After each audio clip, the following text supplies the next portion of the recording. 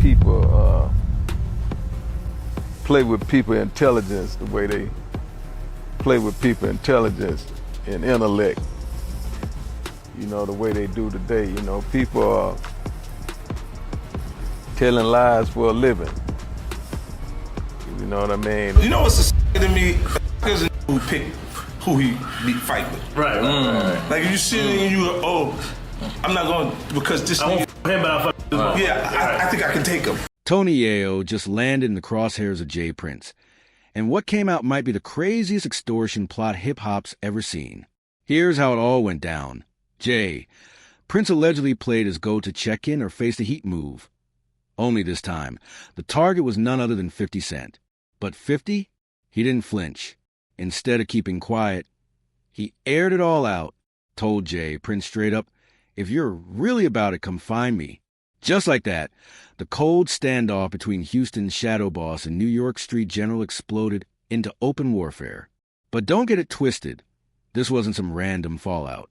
This tension had been bubbling for years before it finally boiled over. So let's rewind the clock for a second. Jay Prince, the legendary founder of Rap Lot Records, isn't just a name in a hip-hop game. He's a blueprint for street-level power. In Houston, he's a fandom you don't test. He never has to shout to command respect. His name alone sets the tone. When Jay Prince talks, hometown listens. And for years, if you were an artist sliding through and didn't check in, you were gambling, your chain, your rep, maybe even your safety. That's how deep his grip ran. But then came 50 Cent, and he wasn't playing by anyone's rules. 50 never bought into the pay respect to the hometown boss mindset. He's been moving solo from day one. No check-ins, no heads-ups, just raw swagger, and a crew that moves like a machine. And let's not forget... Like, when I got out there, they showed me a lot of love. But Shreveport had the infrastructure already here. Like, even the tax incentive was put back. Well, yeah. And so a lot of people have been talking about, man, he's here only because they gave him a cheap deal or something like that. The reality is there's more to that deal than that. Way more. They can't see. Break that down. I'm spending $20 million this year anyway, in the same building that they're saying was the cheap building. Right. So find somebody else to spend $20 million. This is the same guy who went toe-to-toe with Ja Rule, Irv Gotti, and the whole Murder Incorporated empire, and still came out on top. That's the kind of energy that built 50's empire. From day one, 50 Cent made one thing crystal clear. He doesn't bow to anyone. And G-Unit? That wasn't just a record label. It was a full-scale movement, operating with the discipline of a street army. No check-ins, no handouts, and definitely no paying for protection.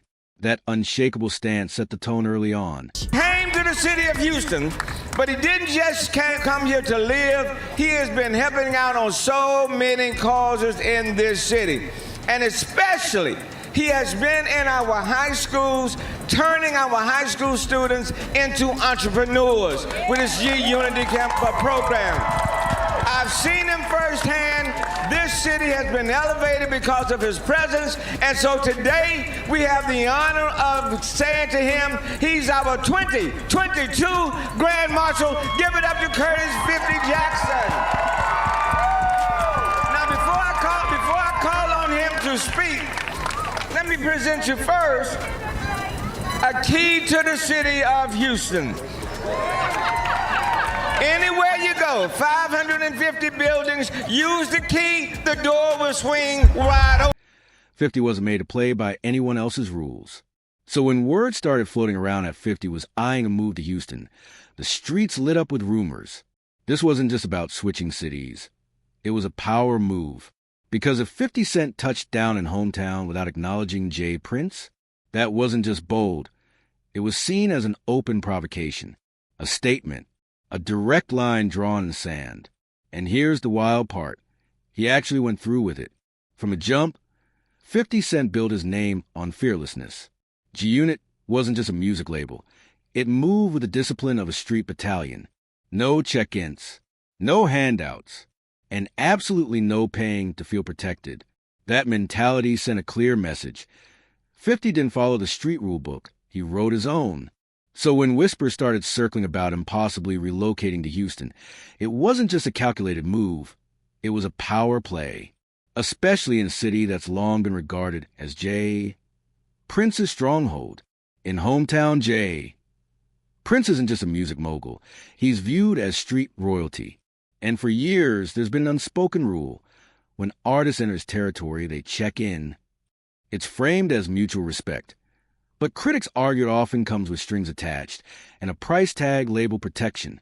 Word hit the streets that 50 refused to check in, and reportedly, that rubbed Prince the wrong way. Rumors spread fast. Pressure was allegedly applied to bring 50 to heel. But instead of backing down, 50 pushed harder.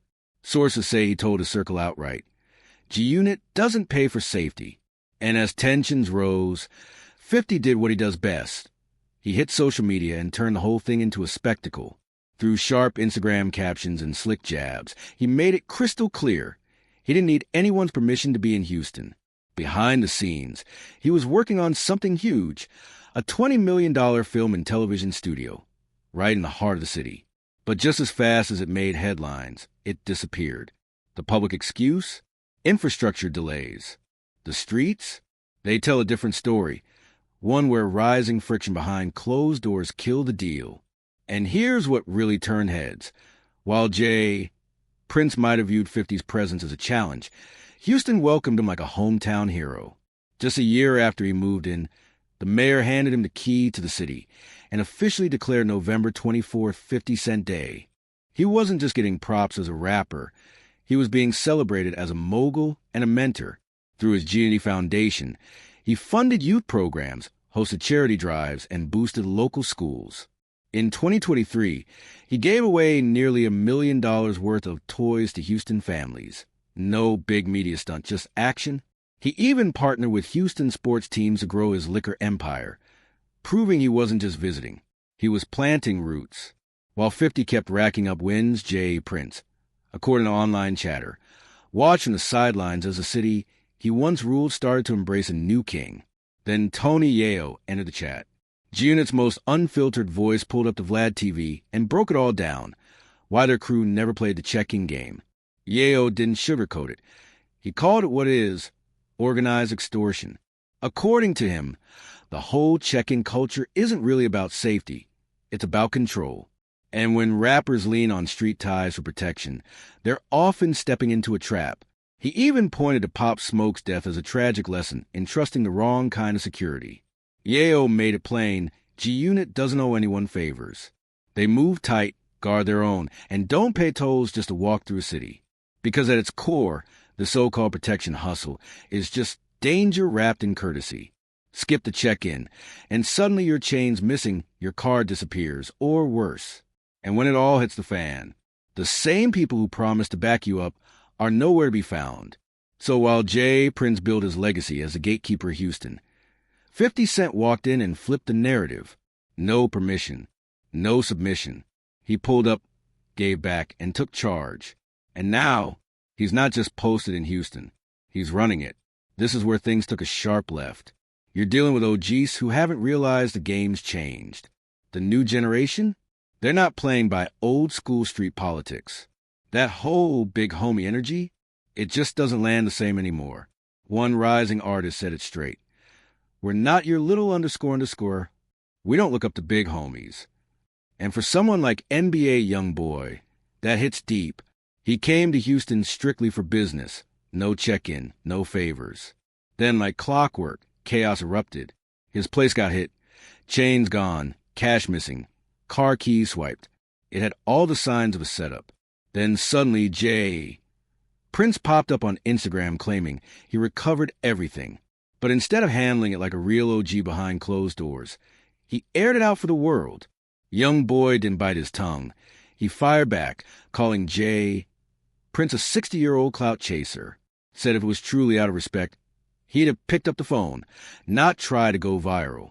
Even Cameron and Maki spoke up, calling out the outdated mindset. They didn't hold back. Real OGs lift others. They don't press them. And if you're still chasing street cred in your 60s, that's not power. That's failure. Then there's the dice game scene, another shady thread in this underground web. Those high-stakes games in Houston, rumor has it, some aren't about gambling, they're about baiting. And the most devastating example, Takeoff. That night was supposed to be chill, just a friendly dice game, but it ended in bloodshed. Gunshots rang out, and one of hip-hop's most respected voices was lost. Word on the streets? Takeoff and Quavo didn't do the check-in with Jay Prince. And allegedly, a scare tactic was greenlit to send a message. It wasn't supposed to go that far, but it did. And when the heat came down, Jay Prince started dodging, brushing off blame, sidestepping questions, even allegedly admitting he destroyed evidence. That's not just shady, that's criminal. Then there's Duke the jeweler. Won over $100,000 at one of these games, and never made it back to his car. Gunned down. Not over a rap feud, but over a culture built on setups, jealousy, and fake loyalty. Now compare that to what 50 Cent's doing. While one man's clinging to power through fear, 50's creating real impact. He didn't move to Houston to play gangsta. He came to leave a legacy, opening youth centers, handing out scholarships, feeding families. But here's the twist.